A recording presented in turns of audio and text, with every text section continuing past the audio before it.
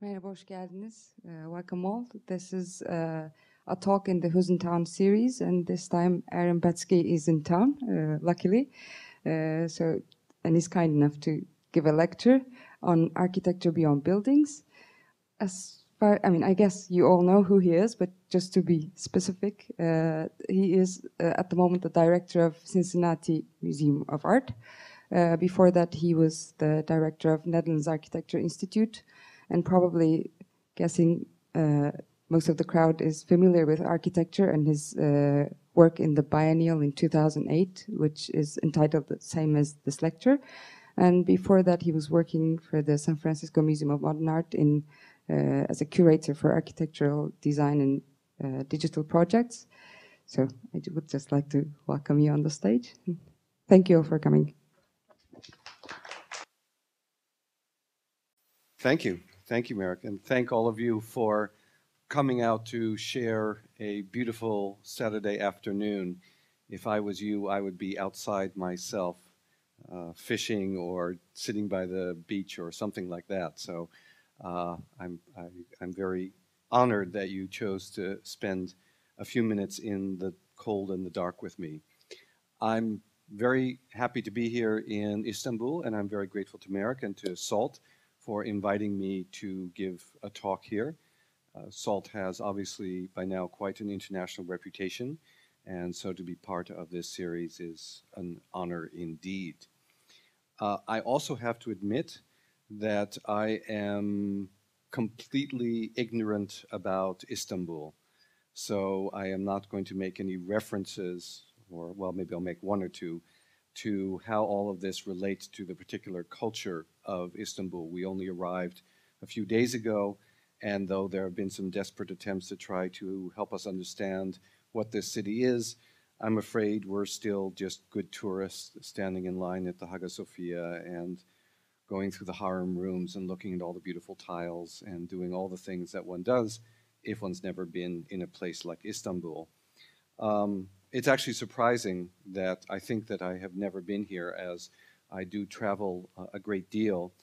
And one thing that I can observe, and one thing that I think also this talk will touch upon, is that Istanbul, for all of its storied history, and for all of its, for those of us that aren't familiar with it, for all of its fairy tale overtones, is a big city, like there are many other cities in the world, and in fact is part of a global culture, is part of a situation in which we all live today, which is called modernity, which is to say that we live in a world that is modern, which again is a very generic phrase, but which I define as being a world that is defined by the continual movement of people, goods, and information, and by continual change. So the whole point of modernity is that there is no fixed place and no fixed time. All value, all sedimentation of associations, all accumulation of data is washed away continually by the needs of the economy that demands ever faster cycles of production and consumption, ever more mobility of imagery, of data, of workers, and of goods just coursing all around the globe. So you come to a city like Istanbul, and you sit in a room like this, which is beautifully designed, but of course, if you had dropped me into this space blindfolded, I could have been anywhere in the world. That's not an indictment by any means of SALT or of the architecture of this room. It's just to say that we live by now in a global culture, and it is, again, very difficult to define any specific locality. And the point, in fact, I would argue, of architecture is to try to figure out not how to be contextual, not how to create buildings that respond to any specific location, nor is the point of architecture to try to add to the fixed monuments of any particular place, the building stock of any place. The point of architecture is, in fact, to try to figure out how we can place ourselves, if only for a moment, in any given location in the world, how we can frame a relationship to the world all around us, how we can, as I put it at the Venice Biennale, be at home in this world of continual change. And by being at home, I don't mean curled up on your favorite sofa. I mean having a sense that one has a momentary, again, sense of belonging, of place, of recognition, perhaps even of revelation of what has come together in that particular time and place.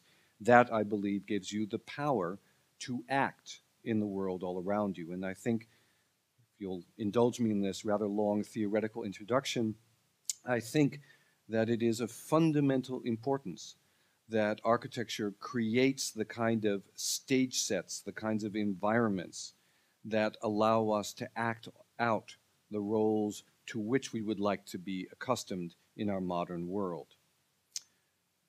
How and where do we do that? How and where is that going on? Well, let's see. If I can, do I have to do something here to get the imagery? No, there we go. Ooh, it's all the way over to the side, okay? Just make sure that's all okay. Is it possible to move it slightly over, or? This feels like we're all going to be peering off into a corner there. Well, in any case, to try and be a little bit more specific about the condition in which we live, we all live in a condition of sprawl. And I, of course, was a little worried when I was putting this talk together, and I hadn't been to Istanbul yet, but of course I needn't worry, because the moment that you arrive at the airport, you realize that Istanbul is as much a victim of sprawl as any other city. It has a dense core, but this happens to be Los Angeles, but this could be going on outside on the outskirts of Istanbul. It could be going on in every city of the world. Sprawl is the most fundamental fact that architects have to encounter in the modern world. And when I say that, what I'm basically saying is something which I hope someone will get upset about, which is that you basically don't have to worry about downtown. You don't have to worry about the area right around the Golden Horn in the case of Istanbul. In fact, you can't worry because it's almost impossible, as I understand it, to make any buildings there. But also you don't need to worry because it's there. It is what it is. It doesn't need architecture.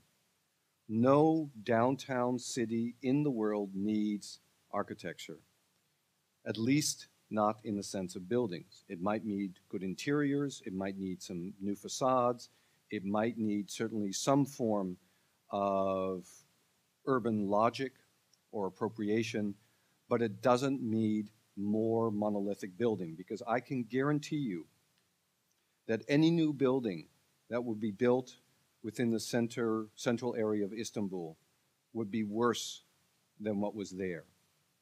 And that is not just an indictment of the talents of architects, it is an indictment of our building technology and especially our economy, in which there is almost no room for an architect to operate.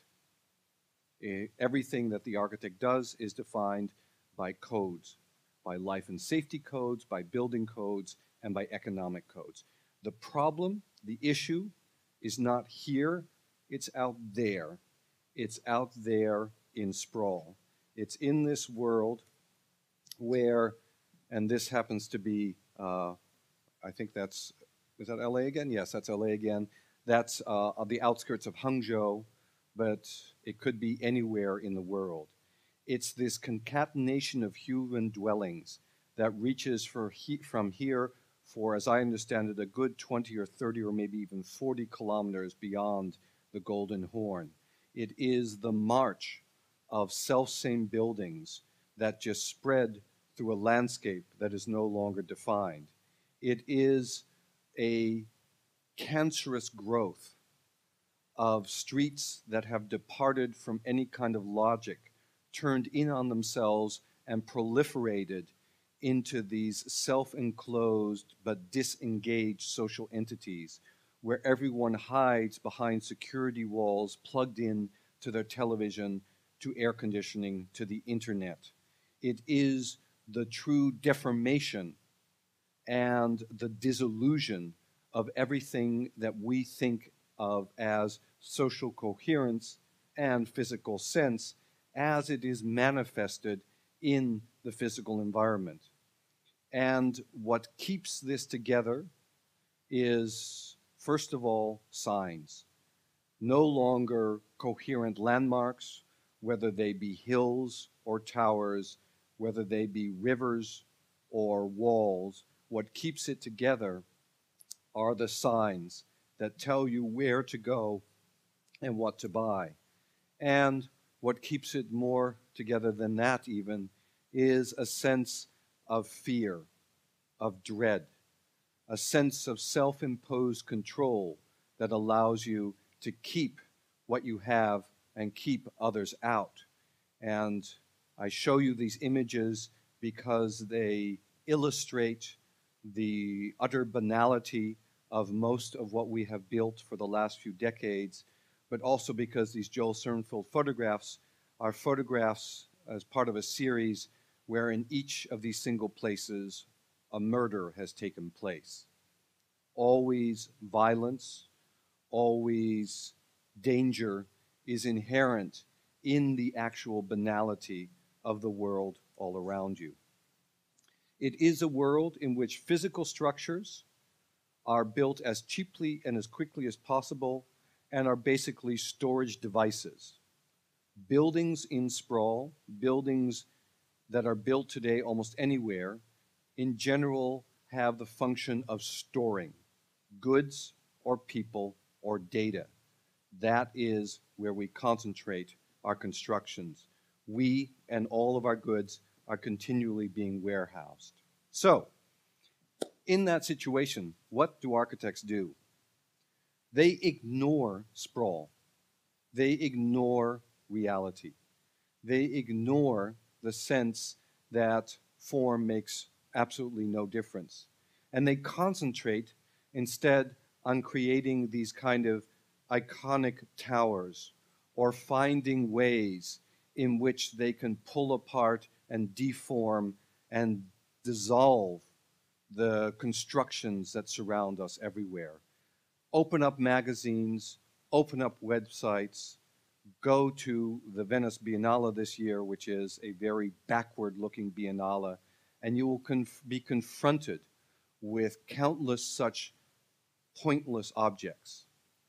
Objects that try to deny the fact that they're there to store people, deny the fact that they are more than anything else the results of real estate speculation, and try to add to these tombs for people or goods that which you might call architecture, some trick, some little thing that makes the building more than architecture. Actually, in the case of the one on the right, it is a nice glazed curve that concentrates all the solar energy on a sculptured garden designed by Renzo Piano at its base, with the result that the whole garden and all the art in it is frying because of the result of this architecture.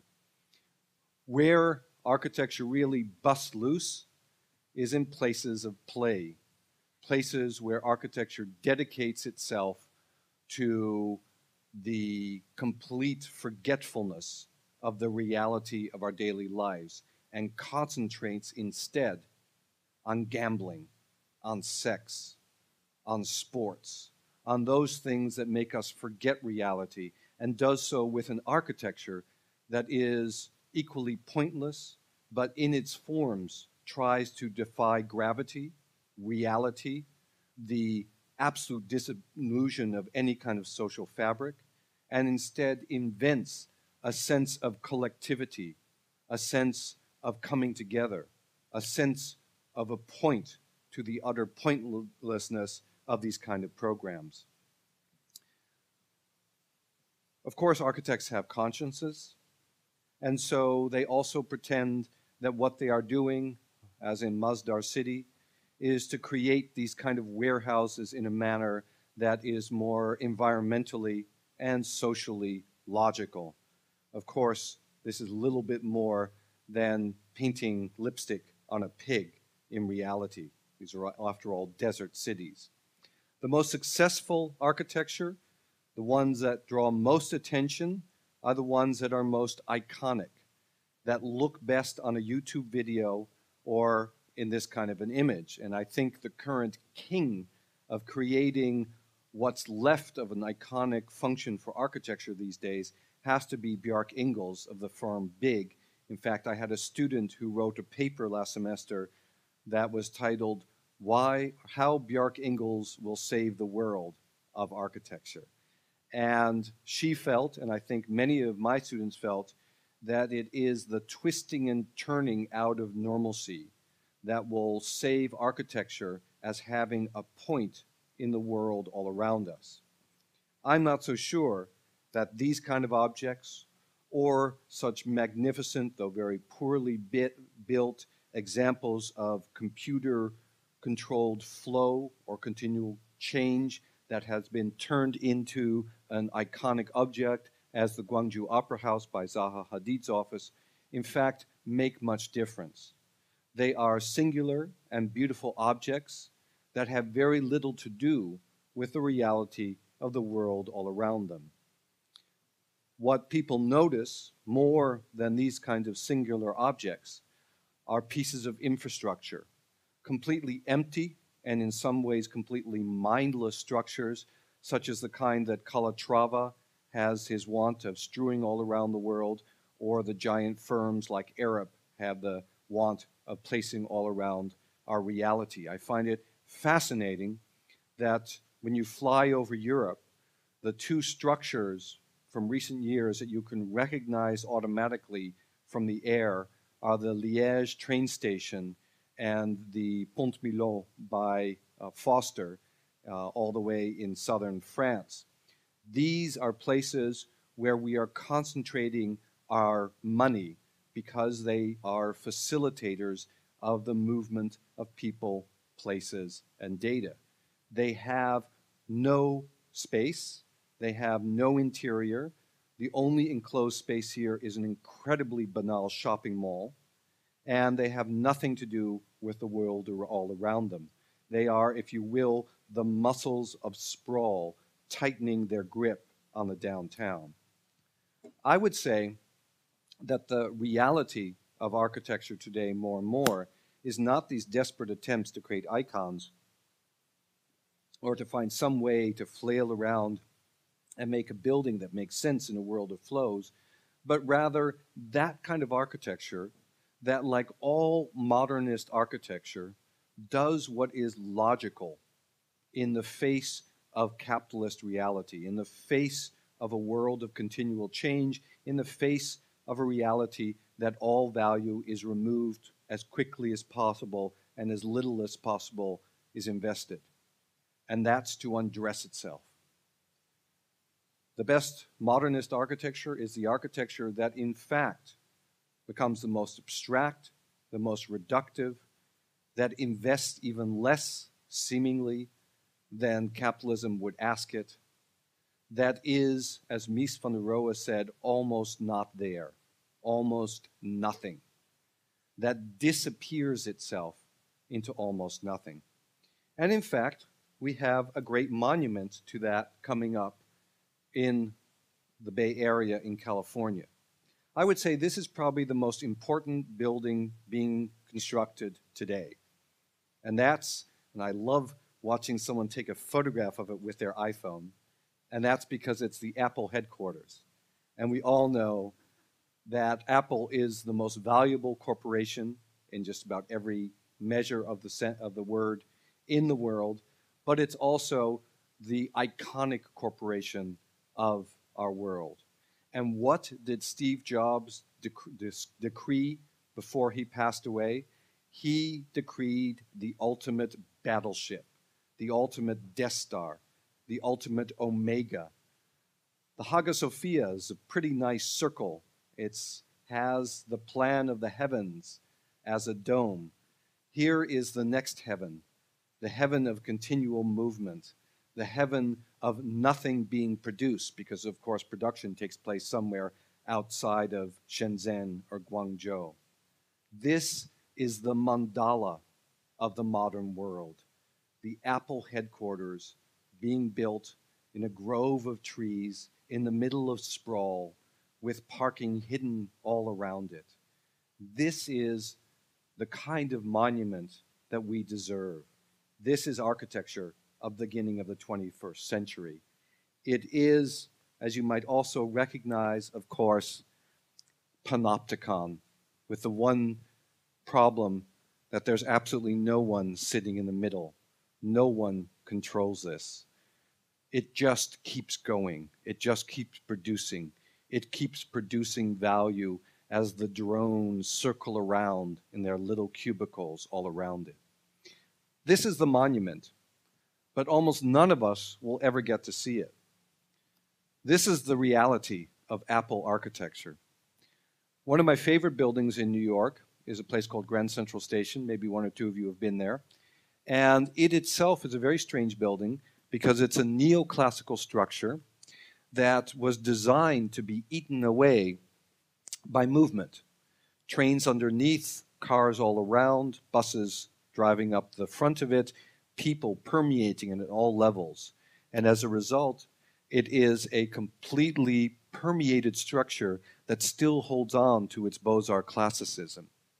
Now you walk into one of the bays of this neoclassical building, and there's a store there, but it's not there. There is absolutely nothing to define this Apple store. For any of you that have been to an Apple store lately, you know that it's now all about these tables that are filled with embedded technology. And there's a hidden closet somewhere in the back where they keep the goods and bring them to you after you've given them your credit card and they've swiped it. I think soon they won't even need a device. They'll just swipe it on their hand and your money will be gone. There's nothing here. Absolutely nothing here. This is it, guys. This is where architecture has wound up. It has undressed itself to the point that there is nothing there. There is only the complete facilitation of production and consumption, or actually just consumption. Production always remains invisible out there in sprawl where you can't see it. This is the reality of where architecture has wound up today. It is, of course, not just in Apple stores, and I've tried to brand it as W modernism. I was going to call it Zara modernism, but then I found out it's very difficult to take photographs of Zara. They don't like that very much. W is a brand of hotels. I believe you have one here in Istanbul. That is the generic modernist nesting point. It is where the hippoisie from the world gather in every single city where there is such a W. Its buildings are among the worst banalities you have ever seen in your life. There is not a single W hotel that in a world of architectural justice would not be blown up immediately. They are atrocities. They are worse than atrocities. They are non-entities. They are completely absent as objects. It's the inside that matters. It's the almost nothing that is completely and decadently comfortable that frames you in a staged environment.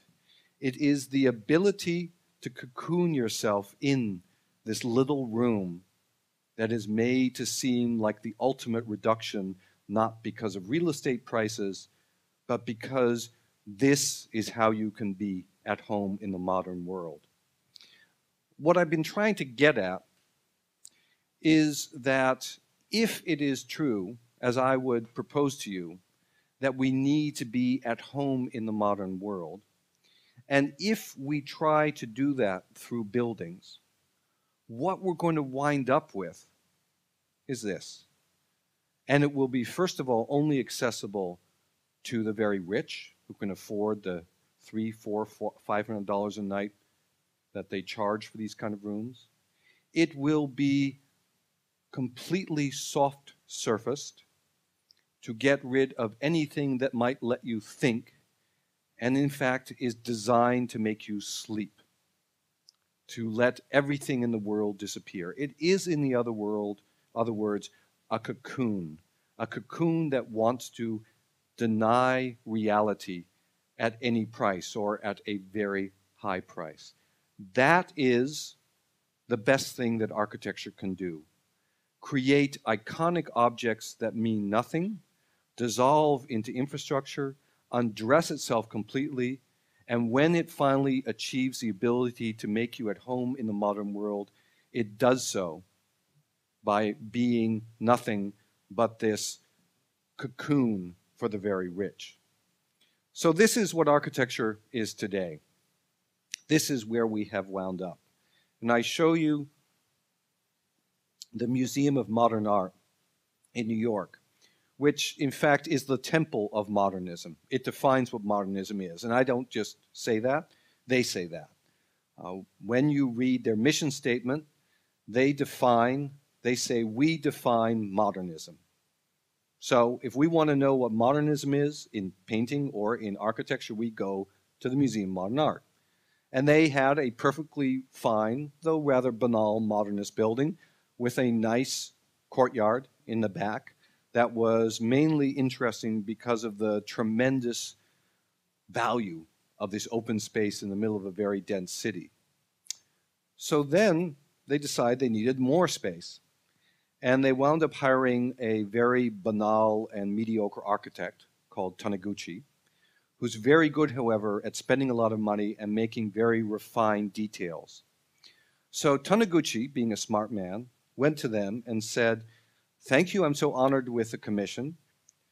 If you give me enough money, I will make you a good building. If you give me more money, I will make you a very elegant building. And if you give me enough money, I will make your building go away."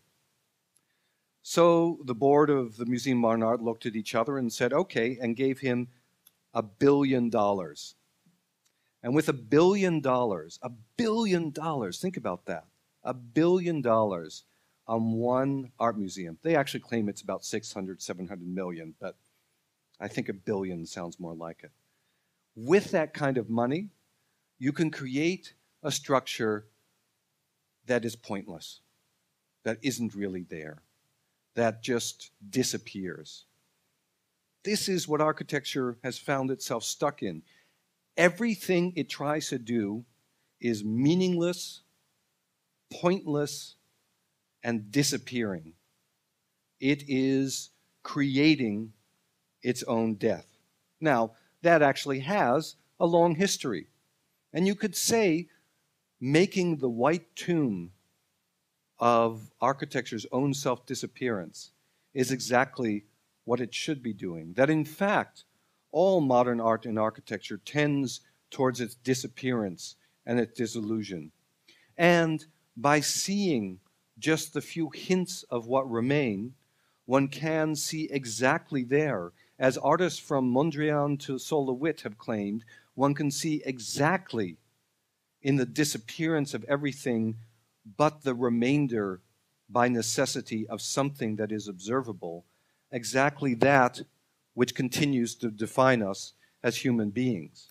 At the most recent Biennale, probably the most interesting structure was one that was all about sound, but in which, in fact, the architecture just disappeared into the wall, the simple gray walls.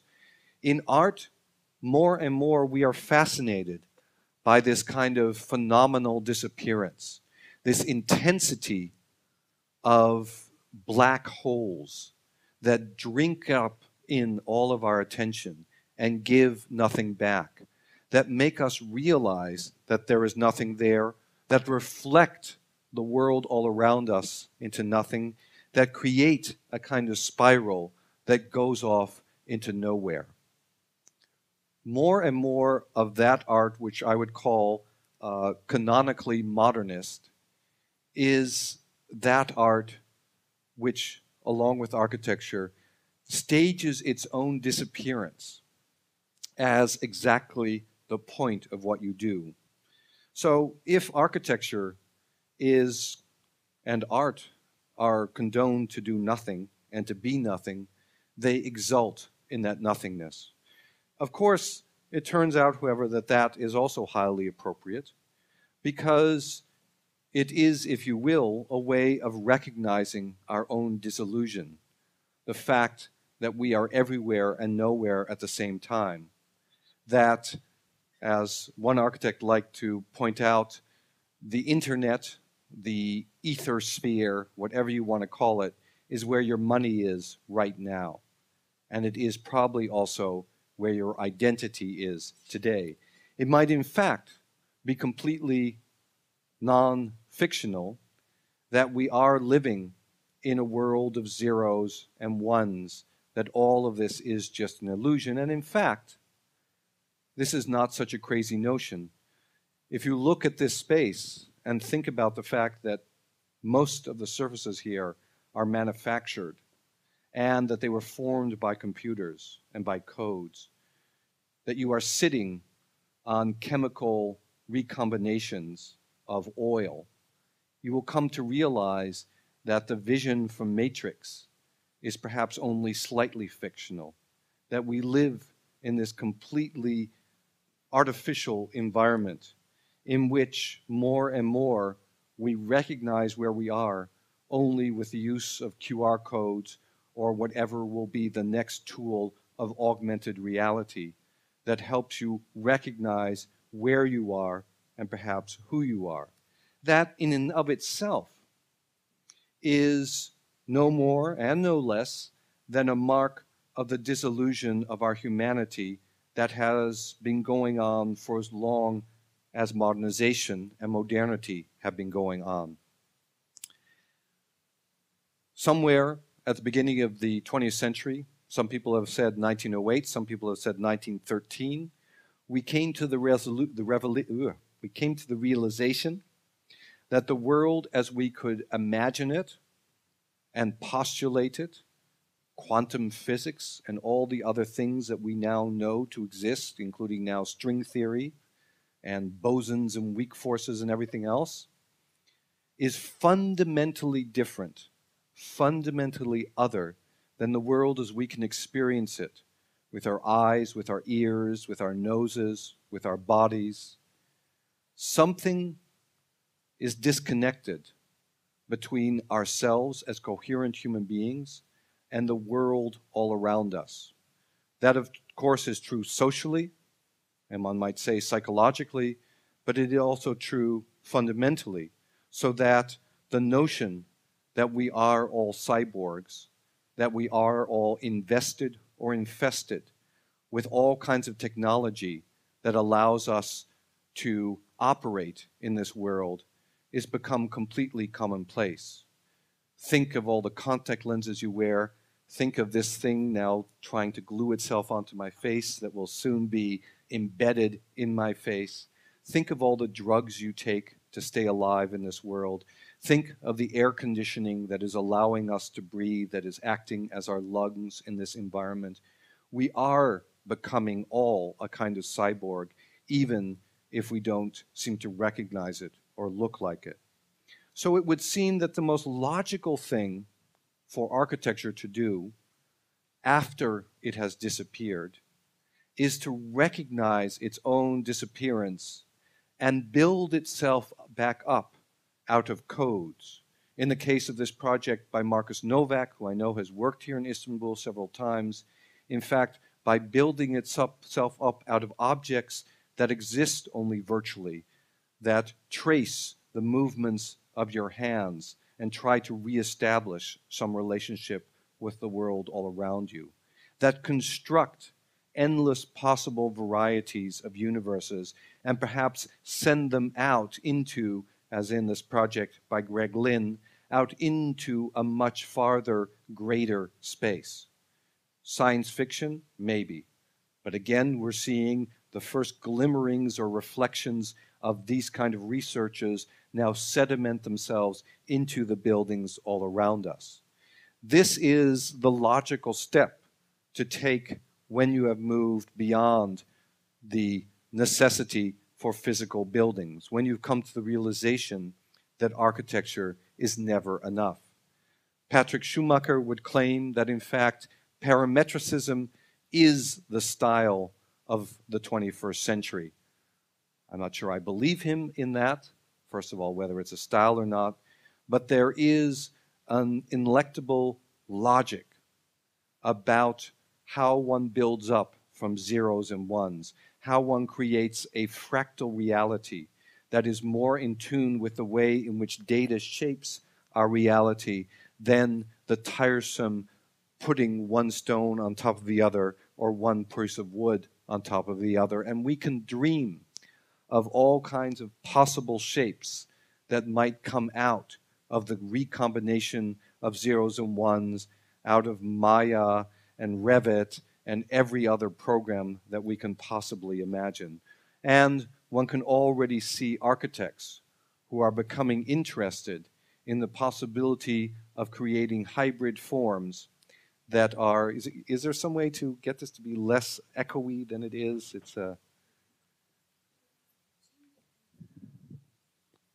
I'm fine with this, if it's okay with you. I'm just worried that it's too, are people okay with this?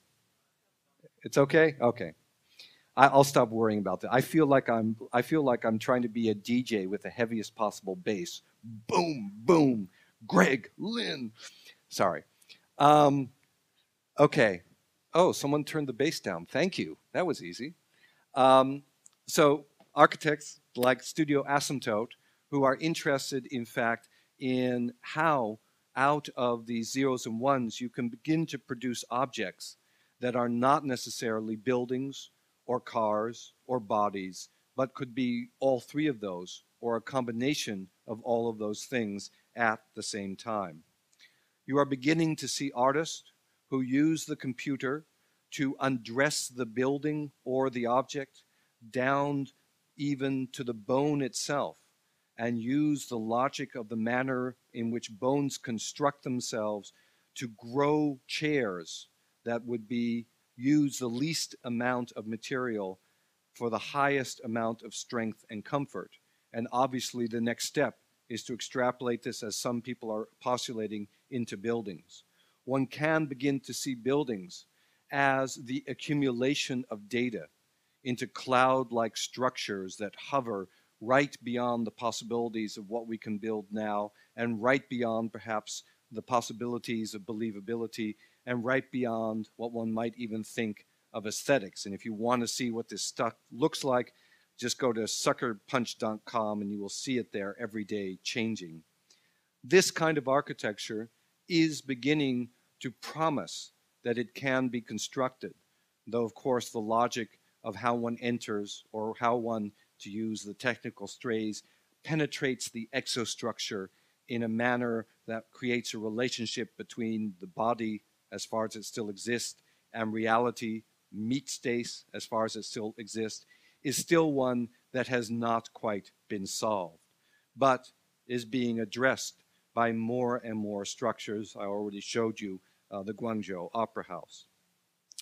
All of this is going much further in the worlds of art, or in the worlds of stagecraft or design, where one can in fact see whole forests beginning to grow, where data and imagery is being collected into these kaleidoscopes that move all around you, where you can take some of the largest cities of the world, put them onto these rotating objects that have been designed by the computer, so that in fact you can never find the center within them, never find the beginning point or the starting point, and begin to see all of the complexities of metropolis resolve onto these continually spinning, these continuing moving spindles.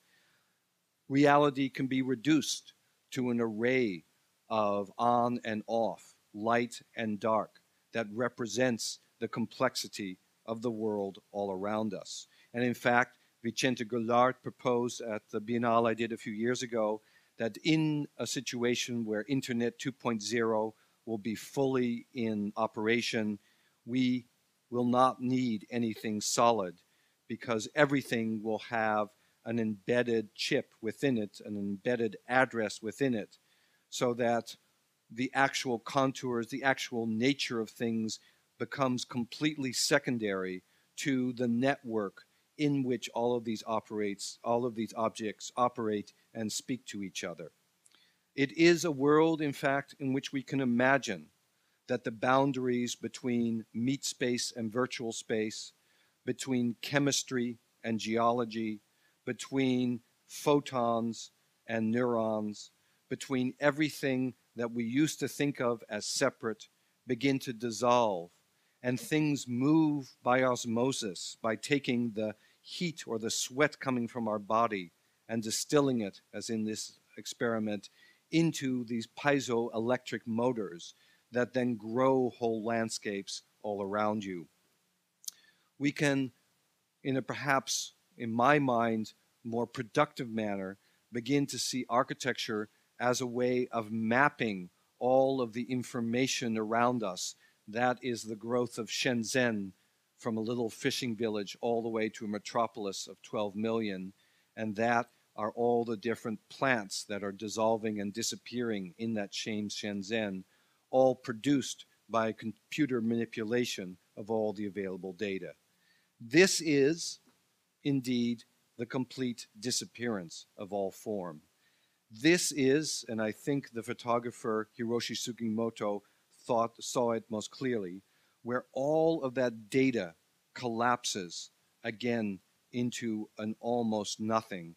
Here are two of the images from his famous series of movie screens where he let the film play out for its full length with the lens open, so that all you get in the end is all data, all information collapsed into one sign, one piece of abstraction, and at the same time, everything around it revealed in all of its beautiful clarity. And I would suggest to you that the people who are using zeros and ones, as well as some older technology, most productively, most critically, are those artists and especially photographers who are using that technology to reveal where we are today, to show us the world as it exists all around us, to give us back our reality. This, for me, is a particular pregnant image because for several years I lived a block away from this site in Los Angeles. Never did it ever look so clear in that city. Never was the relationship between the high mountains just beyond the city and the mess of signs and human-made objects as clear. But more than that, never did I see the beauty, the clarity of the world of sprawl as fully as until I saw this photograph. Never did I stop wondering about what form could give some logic to this until I realized that what you can do with a good eye and a good sense of composition is to find the inherent logic and order of the place as it already exists, to mark the spot where you actually are, as Eggleston did, to find within the sprawl of Moscow those places where sprawl is truly revealing itself as nature resurgent at the same time that humans build all around it.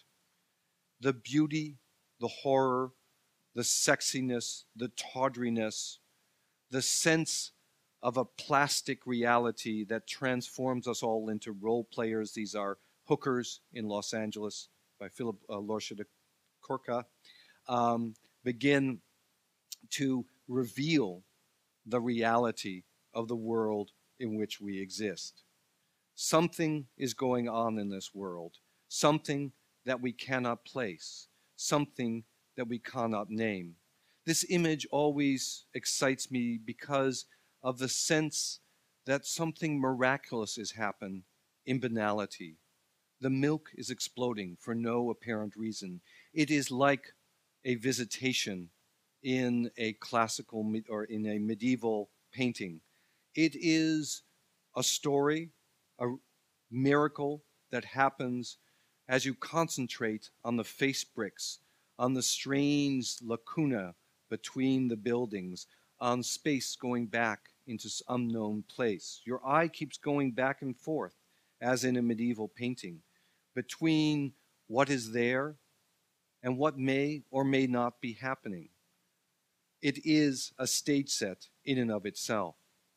Others, like Ai Weiwei, are more blunt and more direct and give the finger to the reality all around it, something that was followed up on by the architect John Bennett in his installation in the main square in downtown Shenzhen, created just by this maze of traffic cones.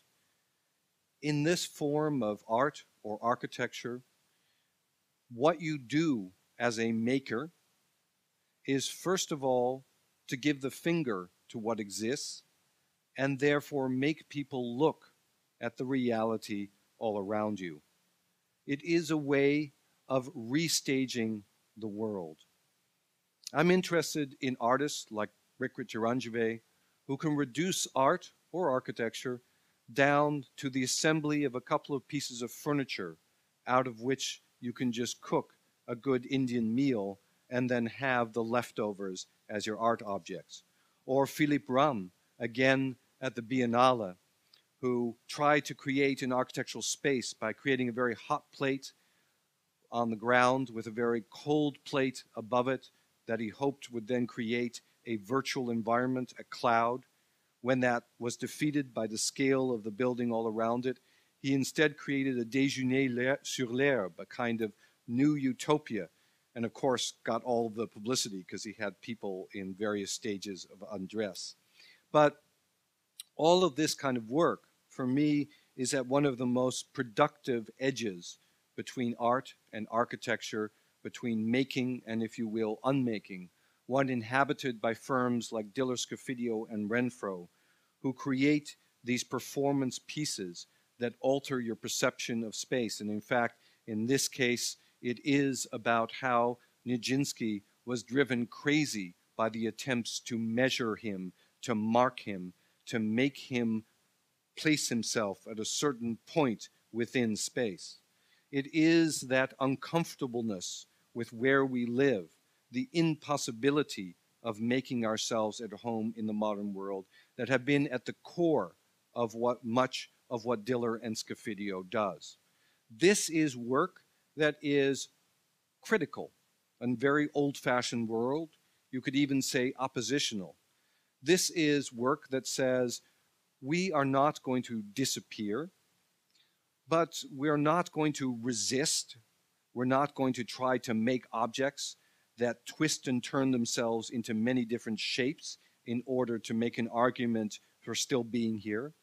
We're not just going to dissolve into almost nothing and enjoy that disappearance and hope our humanity will come. No, we are going to stand. And we are going to stand in a manner that is by definition difficult and self-contradictory, that is revelatory and paranoid at the same time, that makes us aware of Big Brother watching us, that makes us realize that it is very difficult to have a sense of community, that is no more or no less than bad folding of a shirt, or bad press, as the work on the left is called, in which architecture consists perhaps of just assembling a series of drills that start drilling away at the gallery wall until by the end of the exhibition, the wall has been destroyed. Something has been opened up. It is an architecture of blur. And I would argue to you that against an architecture of disappearance, against the iPad with its ever higher amount of pixels, its ever greater amount of apps, its absolutely reductive form that ultimately leads you to the Darth Vader Death Star being constructed in California, there is this cloud this blur, this refusal to make sense, this pavilion created out of 10,000 jets hovering over the lake, this sense that you have to fog things up, that you have to confuse things, that you have to make slippery fish. This was an object that Frank Gehry started doing in the early 1980s. And he started doing it for a very banal reason. He had to use a material called color core formica. And out of that, he made this fish lamp.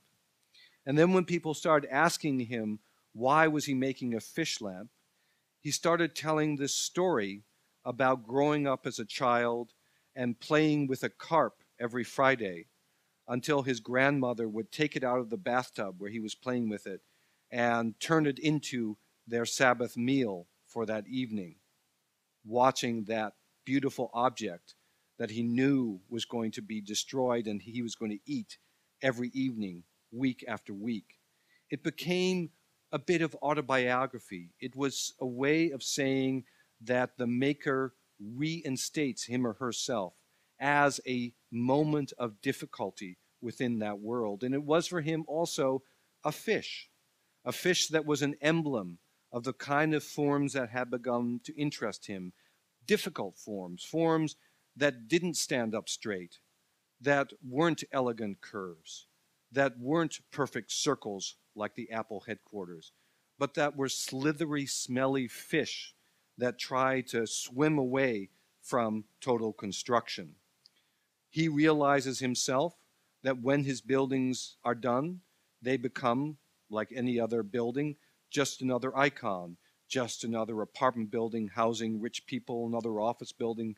He's building one to house Facebook, just another object. And so when he came to the Venice Biennale, he was interested in something that was continually under construction, because it is the continual making of things that is much more interesting than the finished objects. If we could only figure out a way to continual make or unmake, rather than to have an object, something that would come to a conclusion, we would be much better off. And that's why the kind of architecture that does not undress itself, but rather leaves what is there and allows us to occupy it, for me, has become very much the mainstream of what is going on in architecture.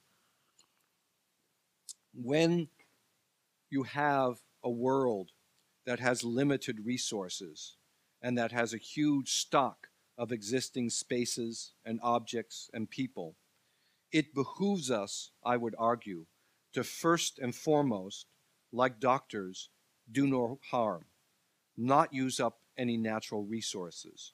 Use what is already there. Find the difficulty and construct it out of the fragments of existing buildings. Everywhere around the world now, there are old factory buildings that are being taken over and turned into art centers, that are becoming the places where art is flourishing most effectively. The most famous of it, and the first one being the 798 factory in Beijing. I would argue that there is a reason why these kind of reused buildings have become the center for the production of art. I just showed you Shenzhen.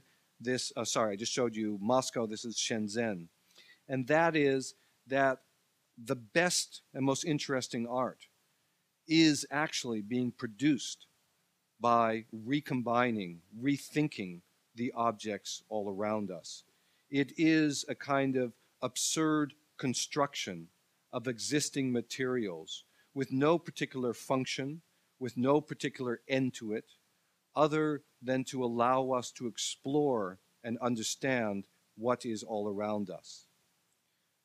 The art, the architecture, the design, whatever you want to call it, that interests me today is that which does not conform itself to a single object or proposes the newest, the most unseen.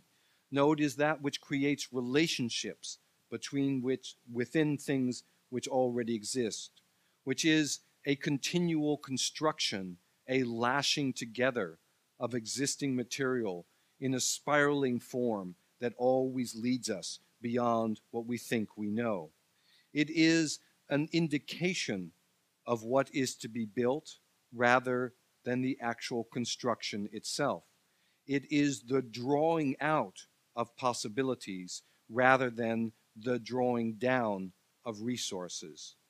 It is perhaps the burning of our great models, of our great icons, the partial removal of what has been left to us to reveal the possibilities within us. There is a strong tradition in this, and I would argue to me, and I know I'm now engaging in an easy dichotomy, but for rhetorical purposes, I will argue to you that against the modernist tradition that undresses itself, that achieves its aim through abstraction, through denial, through making everything disappear, against that tradition there is another modernist tradition, one which is additive, one which gathers together what already exists and reveals the beauty within it.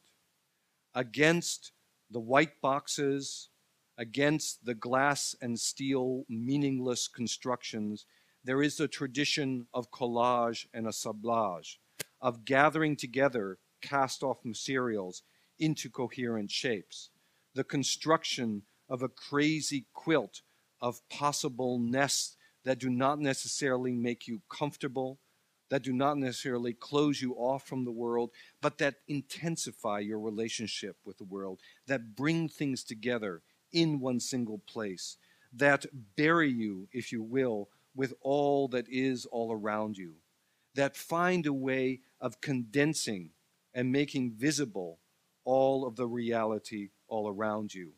It is a tradition that is vibrant and lively today, that you can see even in such failed cities as Detroit, where this kind of collage tradition is beginning to breathe life into new neighborhoods. It is a crazy quilt assemblage of different materials that create the possibilities, the building blocks for a new kind of architecture. If any of you have a chance, I would urge you to make a side trip this summer. I think you still have another few weeks, and go to Kassel, Germany, where in Documenta this year, some of the most wonderful assemblies are taking place. My favorite being this house by Theaster Gates, who has taken the bits and pieces of this German city all around him, pasted them onto the remnants of the existing house, and then every evening holds jazz performances within this. Or this pile of different pieces of scrap metal, again from the surroundings, gathered together to create these sculptures, these houses, these markers within the landscape. This kind of collage is going around all around us now. It is artists who are doing this in everything, as in Matthew J. Jackson, from assembling single objects to creating out of encrustations maps that also have a historical significance. It's Chris Burden creating this kind of mad toy set in the middle of a museum, which he calls Metropolis 2, a utopian city or a memory of our youth, like Frank Gehry's Fish, a place into which you can place yourselves, a world that has gone completely crazy, of such complexity that you can never find your way out. Or in the work, I'm just going blank, by Sarah Tse, again, this spiraling shape assembled out of materials you find in 5 and dime stores, and thus creates a whole universe. Or in the work of Elliot J. Hunley, creating what he calls the deathless, what is this called again? The deathless Aphrodite, again assembled with cast-off material. One of my favorite painters, Julie Meritou, who creates, again, mandalas that are exactly the contrary to the Apple headquarters, that are not these perfect circles, but instead are crazy globes that sum up everything and everywhere in our world. Or in the case of Mark Bradford, a painter in Southern California, maps of Los Angeles that he makes by assembling the bills that he finds pasted on all the different streets, brings them into the studio, paints over them, scrapes away, paints over them again, pastes on top of them, scrapes them away, and thus indulges in a form of both archaeology and accretion that produces what he believes is a true map or mirror of the world all around you. Or you can do it much more simply, and you can merely take the logos of the Fortune 500 companies and etch them onto very thin gold and assemble it into this necklace that the designer Frank Tjepkema calls the bling bling. In fact, there is a very strong movement which started in the Netherlands of taking existing materials quite simply and existing imagery and assembling them into objects. Objects that aren't necessarily beautiful, objects that don't necessarily look finished, objects that in fact have as their strength the fact they are not beautiful and not finished, that instead revel in that unfinished character. This is one of my favorite sets of objects done for a disused palace in the former Eastern Europe, in which my favorite proposal was to have a mowing device or a cart that would go through the grounds and collect all the fallen leaves that would be left over at the end of the year. And once those leaves came into that basin at the top, they would be compressed. And as the cart drove along the pass, it would leave behind this extrusion that was made out of compacted leaves that would allow you to sit there until they would dissolve again with the result of the weather. I'm more interested in this kind of work of Greg Lynn's than I am in his more fantastical structure, because here he took all of the toys that his kids played with and threw out as soon as they were done with them, and devised a computer program that did not develop new forms, but developed ways of recombining the fragments of existing mass production into the building blocks for furniture or for a whole new city. This is the work of the firm 212, who produces harvest maps, which are a tool for understanding all of the material that is available in the environment around you, and has figured out that you can make whole buildings out of leftover sinks or out of washing machines, out of tire trucks, out of automobile seats, out of industrial-sized venting devices. Whatever you can find, you can use to create a new place of inhabitation. I was very happy this year that the Pritzker Prize, which usually awards the makers of the grooviest and sexiest icons, went to Guangzhou, an amateur office, for structures such as the China Academy of Arts in Hangzhou, created out of recycled materials. And of course, one of the greatest examples of this continual effort is the urban studio that works in rural Alabama and was founded by Sam Mockbee, and that uses everything from cast-over lumber and whatever dirt they can find to, again, automobile windows and tires and whatever other detritus is around there to create the building blocks for a new civic society. At the very edges of this kind of reuse, there is the notion that just about everything, including FedEx packages, could be the building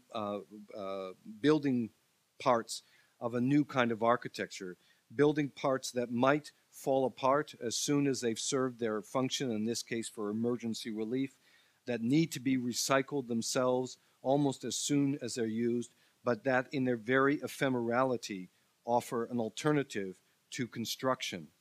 It is becoming, I think, clearer and clearer that we need to be thinking in terms of this kind of reuse, and that if we have structure or infrastructure, if there is anything that has any sense that approaches permanence, any sense that it has the gridded clarity of which architects are so fond, it should be understood as no more than a scaffolding that can be filled in with any number of ways.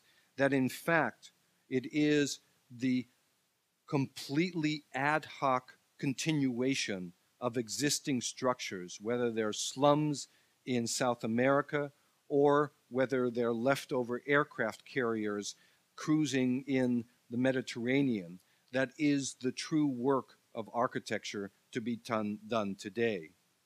At the 2008 Biennale, the Golden Lion, the prize for best project, a country pavilion, went to the Polish pavilion because they had already envisioned that the vaunting structures built during the economic boom years of the last decade would come into disuse. Of course, ironically, Poland is just about the only country other than Turkey that has escaped that fate, but they imagine that in the future, these buildings will no longer be used and we have to re-inhabit them as slaughterhouses, as places for people to live.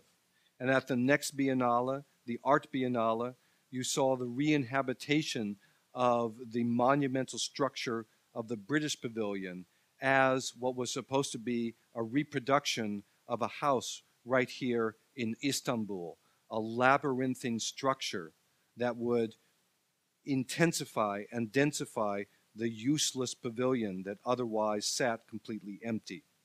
It's not just this kind of physical reimagining, however. It goes, I believe, further than that. François Roche has proposed that you could assemble a whole building that would be a scaffolding, again, almost nothing, that would accumulate dust as its physical reality. You can also just use Photoshop to take the shirt and the bus and the wall and other fragments of the buildings and assemble them together into a fragmentary and temporary object that cantilevers beyond existing structures. One of the most beguiling and beautiful experiences I've had in the last 6 months was watching the people in Washington, D.C.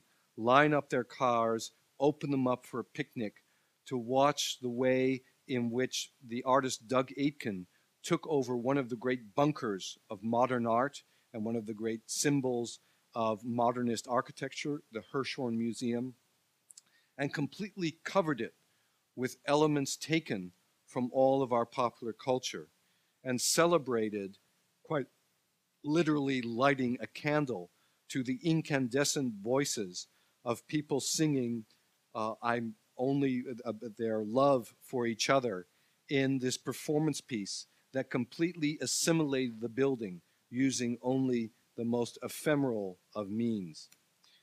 Of course, closer to the world of architecture, we are beginning to understand that this is a reality, that the best and most influential structures that have been created in the last few years are not the great monuments, are not these twisting and turning things. They are these proposals for reusing our infrastructure. The High Line in Manhattan has become the most popular new piece of architecture in all of the country.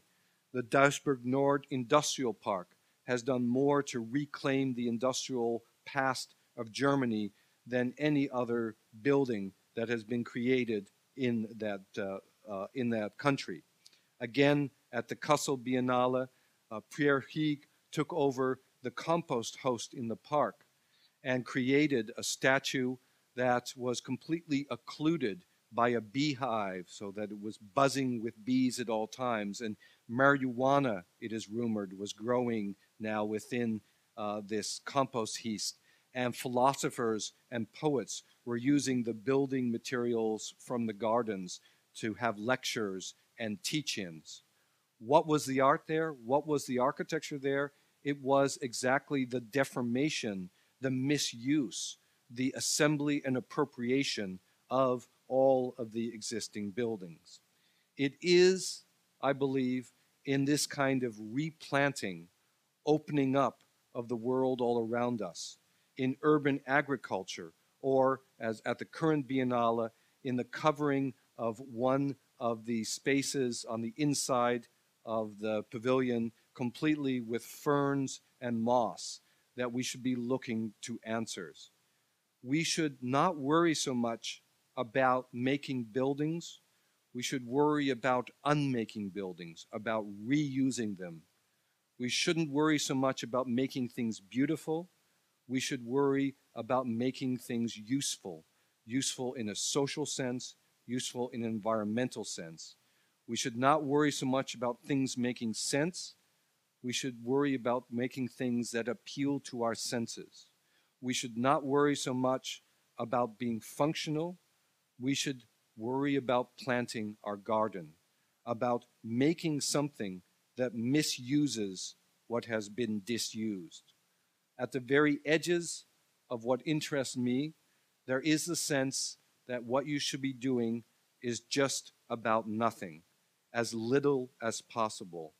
What you should be doing is assembling all of your air conditioners to create an object that allows you to understand how you are breathing.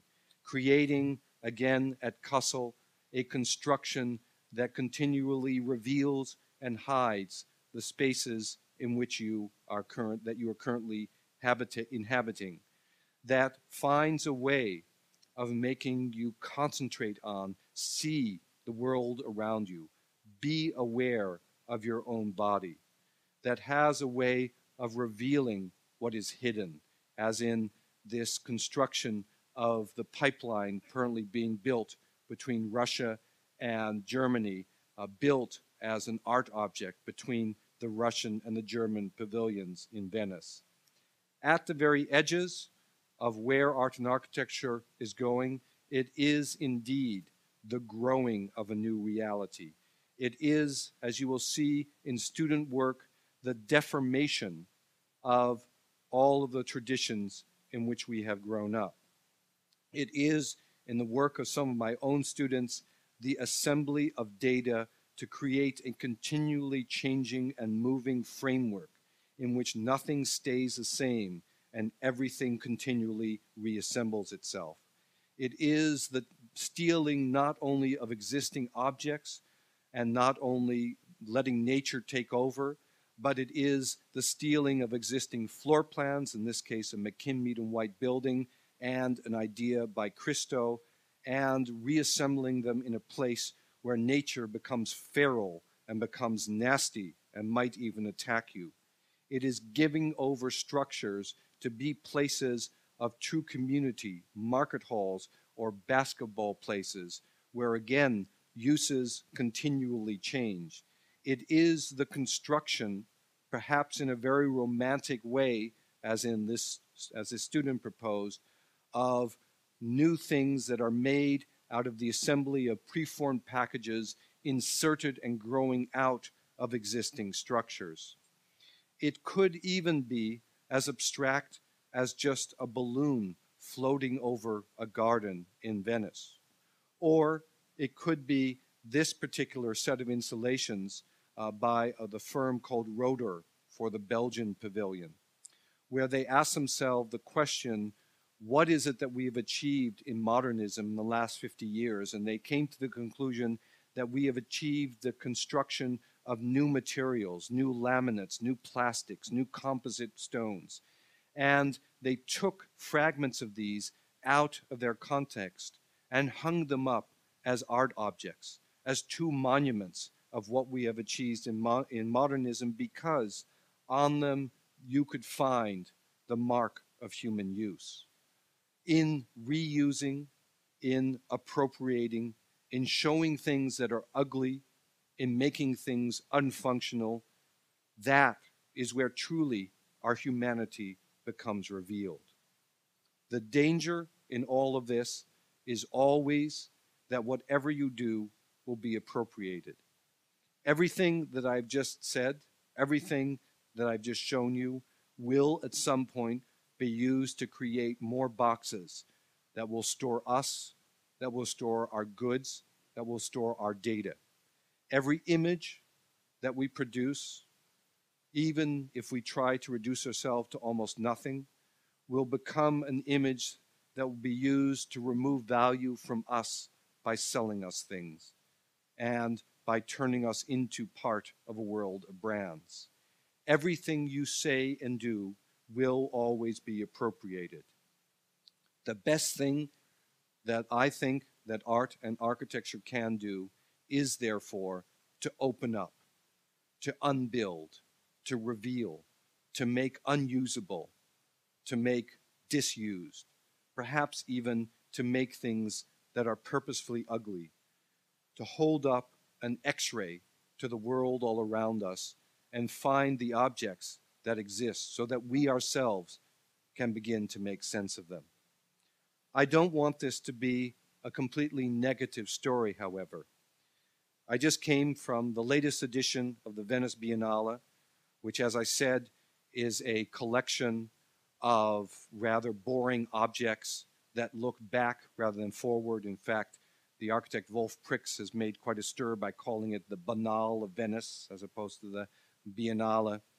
But the winner of the Golden Lion was this project by Urban Think Tank from Sao Paulo and Zurich, who have spent almost 2 years studying this 45-story building in Caracas that was abandoned right before it was finished and has now been invaded by people who have found ways to make themselves at home in this space. And these photographs by Yvonne Bahn, together with the research that came out of this, shows all the different ways in which we can, in fact, appropriate modern architecture and make us at home within it, using available materials. I do not mean that as an argument for architecture without architects, or as an attempt to talk about how beautiful the vernacular is, but rather that the role of architecture can be to recognize such activities, to learn from such activities, to, in fact, enable those kind of activities. I got to know the Urban Think Tank guys because I was in Sao Paulo, where we just gave an award to the structure that they are about to start building in the middle of the second largest favela in Sao Paulo, self-built neighborhood. It is a factory for music, and it is no more and no less, first of all, than a ground remediation project. It is architecture as a stabilization of the hillside, architecture as a realization of the land, and its reuse not for building but for agriculture. What is built is then a completely open framework, a grid, an almost nothing that gets filled in as needed for all the different sports and arts programs that will begin to bring this very dense neighborhood together. This is the kind of architecture that makes sense to me. If you are going to make a building, think of it as a scaffolding. Think of it as building with the land. Think of it as a catalyst that will allow the world all around you to change. It's not enough just to unbuild. Out of that unbuilding have to come the catalysts that will allow us to transform our world. That, I believe, is still what architecture can do. Thank you.